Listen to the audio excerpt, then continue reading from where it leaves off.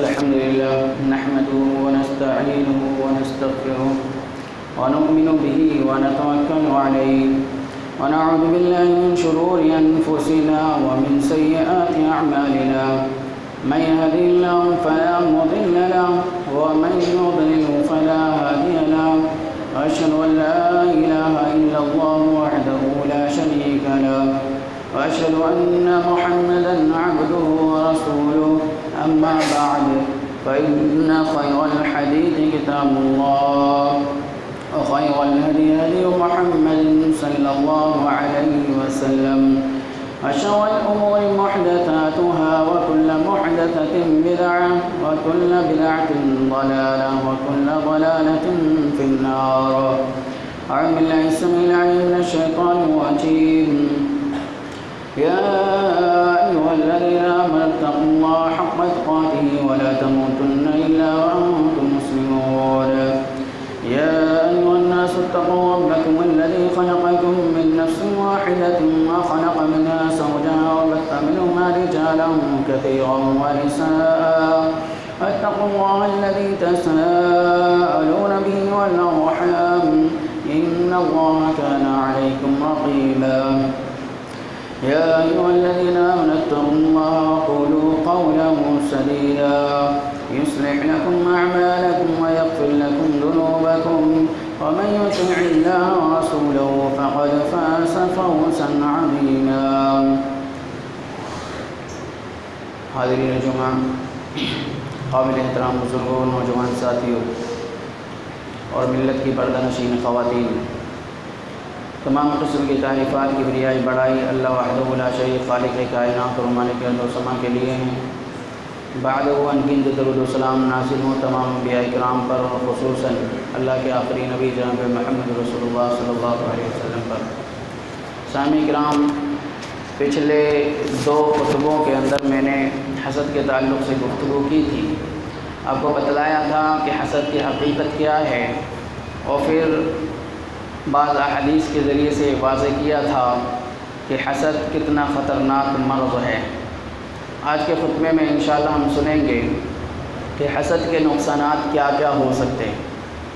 حسد جب کسی کے اندر لاحق ہو جائے، کوئی حسد کی بیماری میں مبتلا ہو جائے، تو سب سے پہلے حسد کرنے والے کو، جو اس مرض میں مبتلا ہوتا ہے، اس کو کیا کیا نقصان ہو سکتے ہیں، اور پھر سامنے والے کو جس سے حسد کیا جا رہا ہے، محسود کو کیا کیا گھاٹا ہو سکتا ہے، خسارہ ہو سکتا ہے. اس سلسلے میں چند باتیں میں آپ کے گوشے گزار کروں گا. سب سے پہلے ہم یہ جان لیں کہ یہ تمام نقصانات چاہے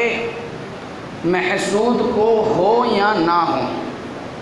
یعنی جب حسد کرنے والا کسی سے حسد کرتا ہے تو وہ سامنے والے کا برا چاہتا ہے، سامنے والے کا نقصان کرنا چاہتا ہے، سامنے والے کا گھاٹا کرنا چاہتا ہے. تو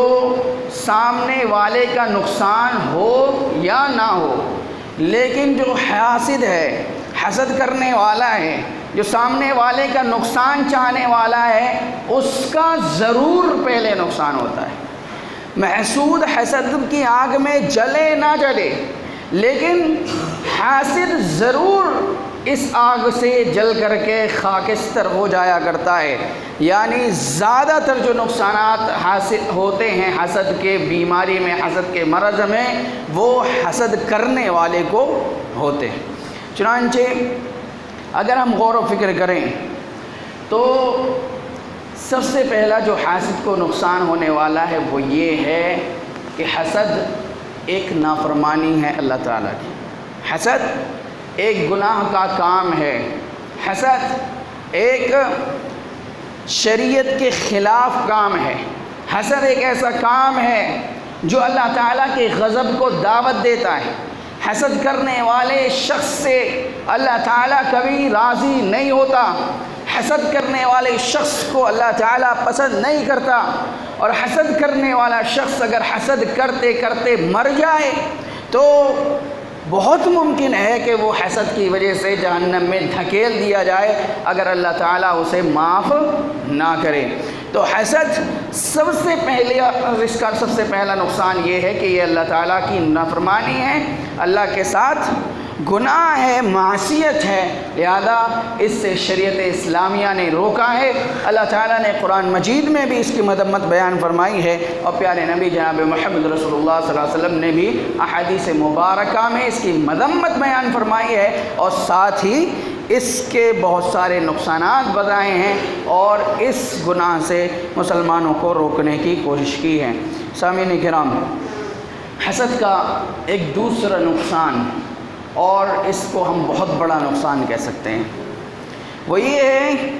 کہ یہ ایک اعتراض ہے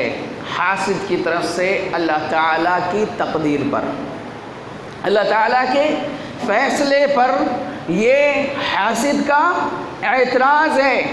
کیونکہ اللہ تعالیٰ کسی کو نعمت دیتا ہے، یہ اس کی حکمت کا تقاضا ہے، کسی کو نعمت نہیں دیتا، یہ اس کی حکمت کا تقاضا ہے۔ دنیا کے اندر جس کو بھی جو بھی ملا ہے وہ اللہ تعالیٰ کی مشیت کے تحت ملا ہے، اللہ کے ارادے کے تحت ملا ہے، اللہ تعالیٰ کی تقدیر کے فیصلے کے مطابق ملا ہے۔ اب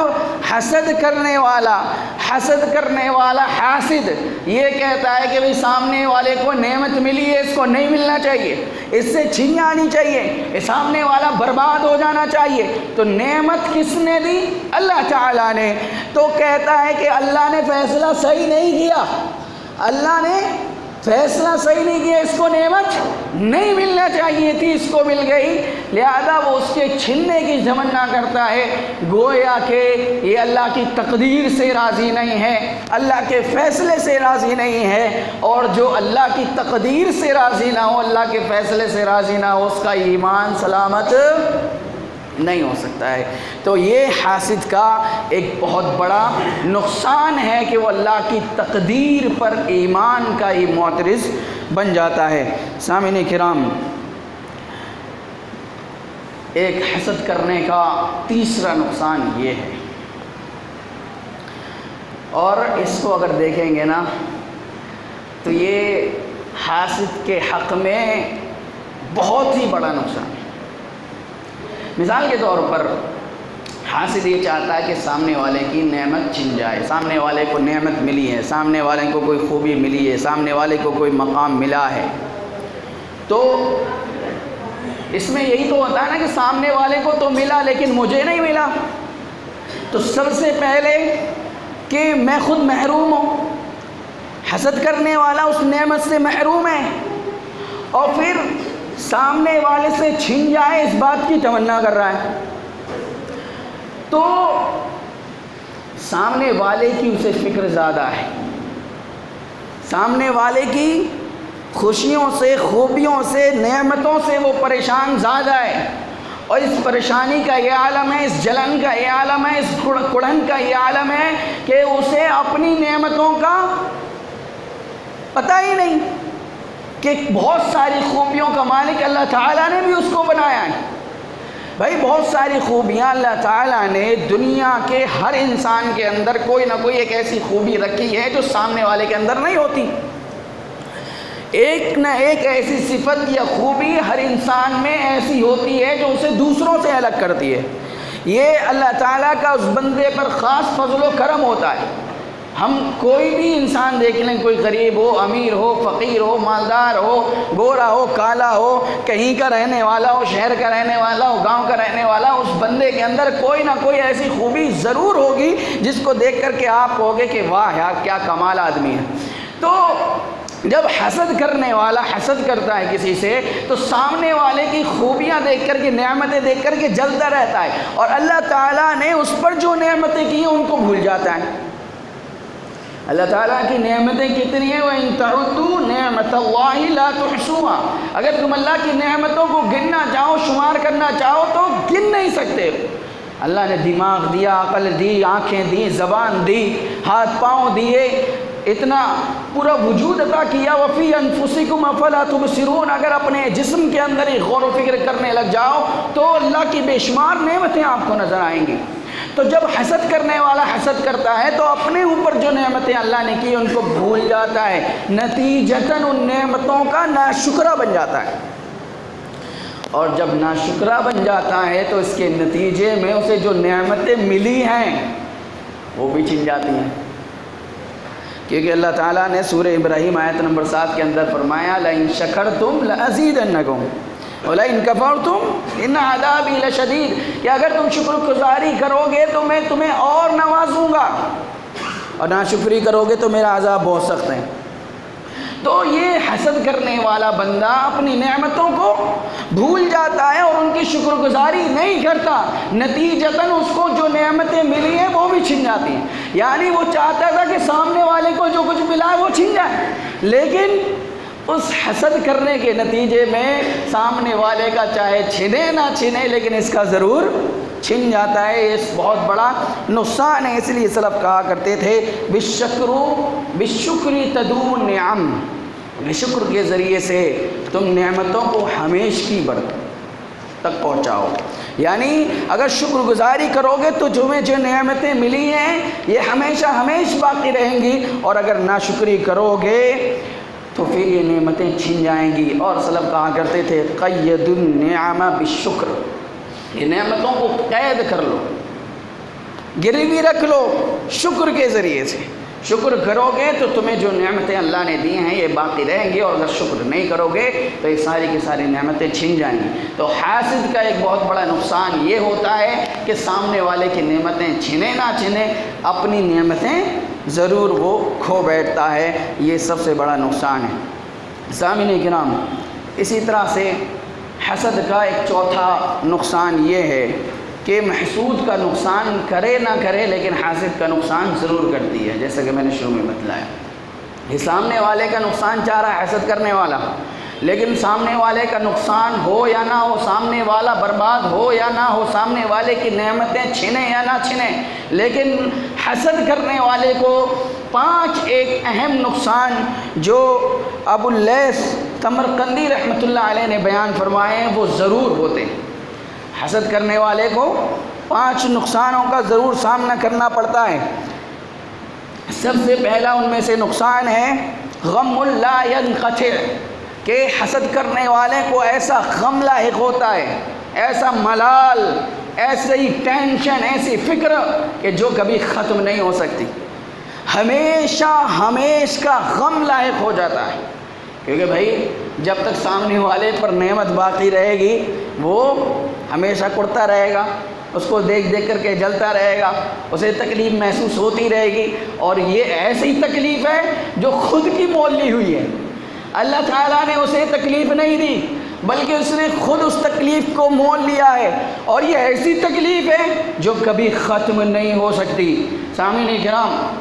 شریعت اسلامیہ نے یہ تعلیم دی ہے۔ اللہ کے نبی جناب محمد رسول اللہ صلی اللہ علیہ وسلم نے فرمایا، بخاری شریف کی 5641 نمبر کی حدیث ہے، ما یصیب المسلم من نصب ولا وصب ولا ہم ولا حزن ولا اذى ولا غم حتى الشوكة يشاقها الا كفر الله بها من خطاياه، کہ مسلمان اگر اسے کوئی مصیبت لاحق ہوتی ہے، کوئی بیماری لاحق ہوتی ہے، کوئی رنج و ملال لاحق ہوتا ہے، کوئی تکلیف لاحق ہوتی ہے، یہاں تک کہ اس کے بدن میں کانٹا چبھ جائے اور وہ تکلیف دے، ان تمام مصیبتوں کی وجہ سے، ان تمام تکلیفوں کی وجہ سے، ان تمام غموں کی وجہ سے اللہ تعالیٰ اس کے گناہوں کا کفارہ بنا دیتا ہے اور اس کے گناہ معاف کر دیتا ہے۔ اگر کسی مسلمان کو کوئی بیماری لاحق ہوئی، کوئی مصیبت لاحق ہوئی، کوئی غم لاحق ہوا، کوئی رنج و ملال لاحق ہوا، کوئی تکلیف لاحق ہوئی، تو اللہ تعالیٰ اس تکلیف کے بدلے میں اس کے گناہ مٹا دیتا ہے، اور مسلم شریف کی روایت کے مطابق یا تو گناہ مٹا دیتا ہے یا پھر اس کے درجات بلند کر دیتا ہے۔ اور بھی اسی طرح کی روایات موجود ہیں، بعض روایات میں ہے کہ اللہ تعالیٰ اس مصیبت کی وجہ سے اس کے گناہ بھی مٹاتا ہے اور اس کے حق میں نیکیاں بھی لکھتا ہے۔ چنانچہ ان تمام حدیث سے پتہ چلتا ہے کہ اگر کوئی مسلمان کسی مصیبت میں مبتلا ہوتا ہے تو اس کا مصیبت میں مبتلا ہونا باعث خیر ہے، باعث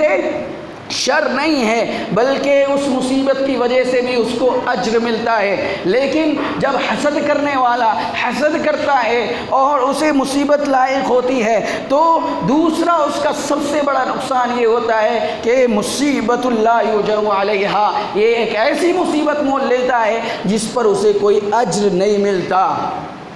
حسد کرنے والا مصیبت میں مبتلا ہوا کہ نہیں ہوا، اسے غم لاحق ہوا کہ نہیں ہوا، اسے تکلیف لاحق ہوئی کہ نہیں ہوئی، سامنے والے کی نعمتیں دیکھ کر کے جلتا ہے، بھنتا ہے، کڑتا ہے اور ہمیشہ اسی فکر میں رہتا ہے، اسی غم میں زندگی گزارتا ہے کہ بس سامنے والا برباد ہو جائے۔ لیکن یہ ایسی اس نے مصیبت مول لے لی ہے جس مصیبت پر اسے کوئی اجر نہیں دیا جاتا، بلکہ اجر کی بجائے اسے گناہ کا سامنا کرنا پڑتا ہے، اس کے اوپر گناہ لاد دیے جاتے ہیں۔ سامعین کرام، اسی طرح سے حسد کرنے والے کا خود کا تیسرا نقصان یہ ہوتا ہے مذمت لا یحمد علیہا، کہ ایک ایسی مذمت اسے لاحق ہوتی ہے جس پر اس کی کبھی تعریف نہیں ہو سکتی، جس پر اس کی کبھی کوئی تعریف نہیں کر سکتا۔ آپ کو پتہ چل جائے کہ فلاں آدمی حاسد ہے، حسد کرنے والا ہے، آپ کبھی اس کی تعریف نہیں کریں گے۔ خود حسد کرنے والا دوسرے حسد کرنے والے کی کبھی تعریف نہیں کرے گا۔ آپ دیکھیں گے کہ بعض لوگ شراب پیتے ہیں، بعض لوگ چوری کرتے ہیں، بعض لوگ الگ الگ انہوں نے گناہوں کے گروہ بنا رکھے ہیں، تو جب تک وہ اپنے گروہ میں رہتے ہیں ایک دوسرے سے خوش رہتے ہیں، ایک دوسرے کی تعریف کرتے ہیں کہ واہ یار تو نے آج تو کمال کر دیا، آج یہ ہو گیا، آج وہ ہو گیا۔ لیکن آپ حسد کرنے والے کو پائیں گے کہ جہاں پہنچ جائے وہ، چاہے حاسدین میں رہے یا اور عوام میں پہنچ جائے اور لوگوں کو پتہ چل جائے کہ یہ حسد کرتا ہے، دوسروں کی نعمتیں دیکھ کر کے جلتا ہے، دوسروں کی خوبیاں اس کو ہضم نہیں ہوتی، تو ہر ایک اس کی برائی کرتا ہوا نظر آئے گا، مذمت کرتا ہوا نظر آئے گا۔ تو حاسد کا ایک بہت بڑا نقصان یہ ہے کہ کبھی اس کی تعریف نہیں ہو سکتی۔ اسی طرح سے چوتھا نقصان جو حاسد کا ہوتا ہے وہ یہ ہے سخط الرب جل وعلا، کہ اللہ تعالیٰ کی ناراضگی اسے لاحق ہوتی ہے، اللہ اس سے خوش نہیں ہو سکتا، اللہ اس سے راضی نہیں ہو سکتا، اللہ اسے پسند نہیں کرتا، کیونکہ وہ اللہ کے فیصلے پر اعتراض کرنے والا بن گیا ہے، اللہ کے فیصلے سے رضامندی کا اظہار نہیں کر رہا۔ جبکہ اللہ کے نبی صلی اللہ علیہ وسلم نے ہمیں صبح شام پڑھنے کے اذکار میں ایک دعا سکھائی ہے، رضیت باللہ ربا وبالاسلام دینا وبمحمد صلی اللہ علیہ وسلم نبیا، کہ میں اللہ کے رب ہونے سے راضی ہوں، اس کے تمام فیصلوں سے راضی ہوں، وہ جو کرتا ہے بہتر کرتا ہے، صحیح کرتا ہے، یہ ہمیں سکھایا گیا ہے، ہم مانیں۔ لیکن جب حسد کرنے کی آگ میں کوئی جل پڑ جاتا ہے، حسد کرنے لگ جاتا ہے، حسد کی بیماری میں مبتلا ہو جاتا ہے، تو وہ اللہ کے فیصلے پر اعتراض کرنے لگتا ہے، اس لیے اللہ کے غضب کا وہ مستحق ہو جاتا ہے، اللہ کی ناراضگی کا حقدار ہو جاتا ہے۔ اسی طرح سے پانچواں جو نقصان اس کو ہوتا ہے حسد کرنے والے کو، وہ یہ کہ اسے نیکیوں کی توفیق نہیں ملتی، اسے نیکیوں کی توفیق چھین لی جاتی ہے۔ تو حاسد جو حسد کرنے والا ہے، سامنے والے کا نقصان ہو یا نہ ہو خود کا نقصان ضرور کر بیٹھتا ہے، اس لیے یہ جو برائی ہے یہ کوئی اچھی برائی نہیں ہے، یہ تباہ کرنے والی برائی ہے، یہ برباد کرنے والی برائی ہے، یہ دل کی بیماریوں میں سب سے زیادہ خطرناک بیماری ہے، لہذا اس سے ہمیں اپنے آپ کو کوسوں دور رکھنا چاہیے۔ لیکن افسوس کی بات یہ ہے کہ ہم میں کا ہر ایک شخص، چاہے وہ کتنا بڑا دیندار کیوں نہ ہو، اس گمبھیر بیماری میں ضرور مبتلا ہے، چاہے وہ امیر ہے تب بھی مبتلا ہے، غریب ہے تب بھی مبتلا ہے۔ امیر ہے اس سے اپنے برابری کا کوئی شخص دیکھا نہیں جاتا، اپنی اس کو آنکھ نہیں بھاتا کہ بھائی یہ کیسے میرے برابر ہو گیا۔ تو غریب ہے وہ آپس میں کوئی آگے بڑھ رہا ہے تو اس کی ٹانگ کھینچنے میں لگا ہوا ہے۔ تو اس طرح کے حسد کی وجہ سے یہ آج سماج اور معاشرہ جو ترقی نہیں کر پا رہا، اس کی سب سے بڑی وجہ یہ حسد اور جلن ہے۔ سامعین کرام، حسد کے اور بھی کئی زیادہ بہت سے نقصانات ہیں، ان میں سے ایک نقصان یہ ہے کہ حق کو قبول کرنے میں رکاوٹ بنتا ہے۔ مثال کے طور پر مجھے کسی سے حسد ہو گیا، میں اس سے جلتا ہوں، میں اس کی خوبیاں دیکھ کر کے پریشان ہوتا ہوں، تکلیف محسوس کرتا ہوں، تو اگر وہ مجھے کوئی میرے فائدے کی بات بتلائے، اچھی بات بتلائے، حق بات بتلائے، لیکن چونکہ سامنے والا مجھے پسند ہی نہیں، اس لیے میں حق بات ماننے سے انکار کر دیتا ہوں۔ وہی بات اگر کوئی دوسرا بتاتا تو میں ضرور مان لیتا، کیونکہ اس میں میرا فائدہ تھا، اس میں میرا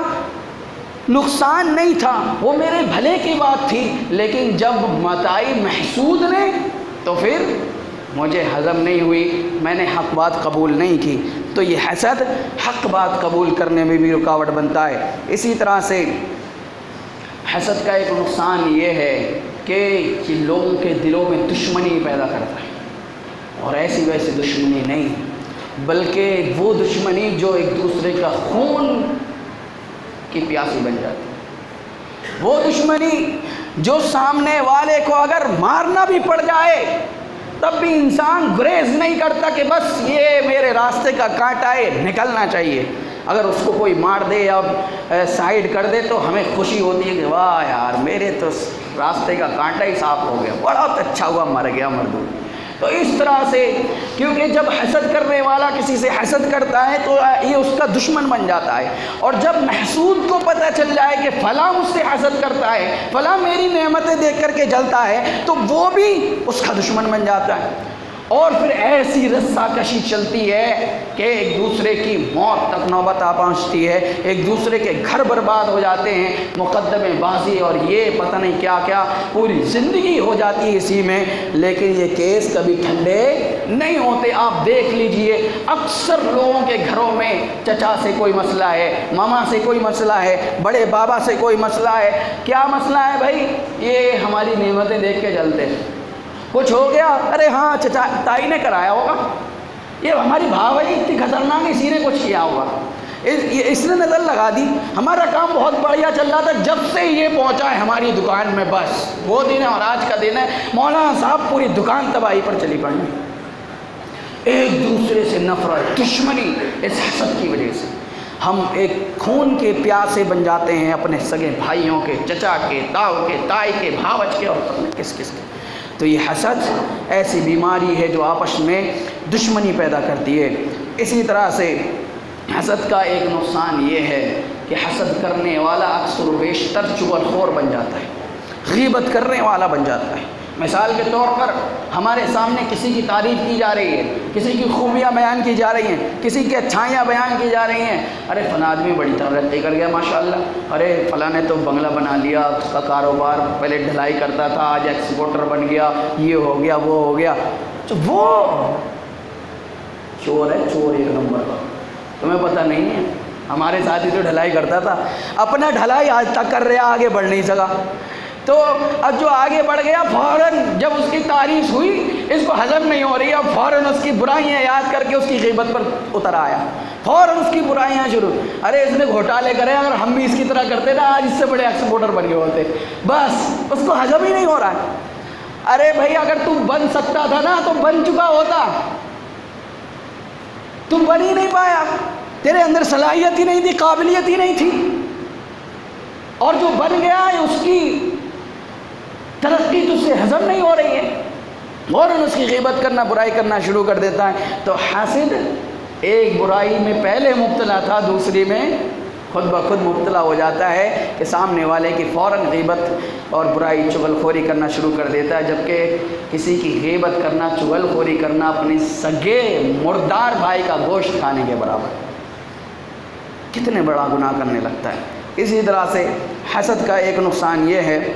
کہ حاسد انسان اکثر و بیشتر نظر بد لگانے والا بن جاتا ہے، بری نظر سے دیکھنے والا، بری نظر والے تیرا منہ کالا۔ ہاں، تو جب حسد کرنے والا کسی کی ترقی دیکھتا ہے، کوئی خوبیاں دیکھتا ہے، کوئی اچھائیاں دیکھتا ہے، کوئی نعمتیں دیکھتا ہے، تو اس کو بھاتی ہی نہیں ہے، ہضم ہی نہیں ہوتی ہیں، تو وہ بری نظر ڈالتا ہے سامنے والے کی نعمتوں پر، سامنے والے کی خوبصورتی پر، سامنے والے کے عہدے اور منصب پر، سامنے والے کے کاروبار پر، تو یہ بری نظر لگانے والا بھی بن جاتا ہے۔ ایک مرتبہ اللہ کے نبی صلی اللہ علیہ وسلم نے فرمایا نا، ایک صحابی کی دوسرے صحابی کو نظر لگی، تم نے تو اپنے بھائی کو مار دیا۔ تو اس طرح سے یہ اس برائی میں بھی مبتلا ہو جاتا ہے۔ تو یہ حسد کے بہت ہی خطرناک نقصانات ہیں، اور زیادہ تر یہ نقصانات پہلے حاسد کو لائق ہوتے، یعنی خام خواہ کی مصیبت مول لے لیتا ہے۔ حسد کرنے والا بھائی تو اپنی زندگی گزارتا رہتا، سامنے والا اپنی زندگی گزار رہا تھا۔ اللہ تعالیٰ نے اس جو نعمتوں کے وہ لائق تھا وہ نعمتیں اس کو ادا کر دیں، اور تجھے نہیں دی تو اس میں بھی اللہ تعالیٰ کی کوئی بہتری ہوگی۔ صبر کر، شکر ادا کر اللہ تعالیٰ کا ان نعمتوں پر جو اللہ تعالیٰ نے تجھے دیے اسے نہیں دیے۔ تو سامنے والے کی زندگی میں خام خواہ کود رہا ہے، کوشش کر رہا ہے سامنے والے کو برباد کرنے کی، لیکن خود کتنے نقصانات کر رہا ہے اندازہ ہی نہیں ہے۔ تو اس لیے اس خطرناک برائی سے، اس خطرناک بیماری سے اپنے آپ کو بچاؤ۔ حسد سے اپنے آپ کو پاک کرو، اپنے دل کو پاک کرو، اپنے سینے کو پاک کرو، اپنے دماغ کو پاک کرو، پھر اپنے خاندان کو اس آگ سے بچاؤ، پھر اپنے پورے معاشرے کو اس آگ سے بچاؤ، ورنہ پورا معاشرہ تباہ ہو جائے گا، برباد ہو جائے گا۔ ایک دوسرے سے جلنے میں ہی ہم ساری زندگی کھپا دیں گے، اور قبر میں جب جائیں گے تو اس کا حساب و کتاب ہمارے لیے بہت مہنگا پڑ جائے گا۔ یہ تو تھے حسد کے نقصانات۔ اب حسد کا علاج کیا ہے انشاءاللہ اگلے خطبہ جمعہ میں بیان کروں گا۔ اللہ تعالیٰ سے دعا ہے کہ اللہ تعالیٰ ہمیں حسد کی بیماری سے بچائیں، ہمیں آپس میں بغض و عناد سے محفوظ رکھے، آپس میں حسد کرنے سے بچائے، آپس میں ایک دوسرے سے محبت کرنے کی توفیق عطا فرمائے، آپس میں ایک دوسرے کا معاون بننے کی توفیق عطا فرمائے، آپس میں ایک دوسرے کا خیر خواہ بننے کی توفیق عطا فرمائے، کیونکہ دین خیر خواہی کا نام ہے، اسلام خیر خواہی کا نام ہے۔ اگر ہم مسلمان ہیں تو دوسرے بھائی کے ہم خیر خواہ بنے، ترقی کا سبب بنے، نہ کہ اس کی بربادی کا سبب بنے۔ اے اللہ تو ہمیں اس کی توفیق عطا فرما۔ اے اللہ جب تک ہمیں اس دنیا میں زندہ رکھ، ایمان کے ساتھ زندہ رکھ، اور جب ہمارا خاتمہ پر ایمان پر آمین۔ وآخر دعوانا